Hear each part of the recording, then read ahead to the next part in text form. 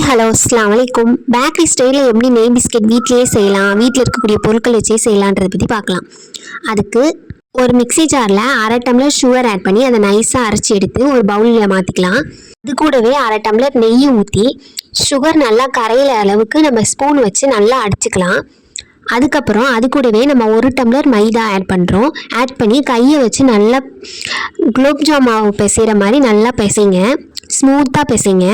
அது கூட நம்ம எதுவுமே ஆட் பண்ண வேணாம், அந்த நெய்யே அதுக்கு போதுமானதாக இருக்கும். நெக்ஸ்ட்டு ஒரு பிளேட்டில் நெய்யை அப்ளை பண்ணி நம்ம மாவு பிணைஞ்சி வச்சுருக்கோம்ல, அதை குட்டி குட்டி ரவுண்டாக உருட்டி அதை இந்த மாதிரி ஷேப்பில் தட்டி அந்த பிளேட்டில் அடுக்கிடுங்க.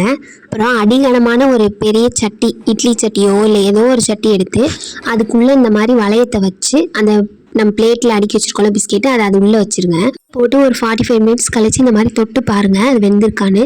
வெந்துருந்துச்சுன்னா உங்களுக்கான பிஸ்கெட் ரெடி. வீடியோ உங்களுக்கு பிடிச்சிருந்துச்சுன்னா லைக் பண்ணுங்கள், கமெண்ட் பண்ணுங்கள், சப்ஸ்கிரைப் பண்ணுங்கள்.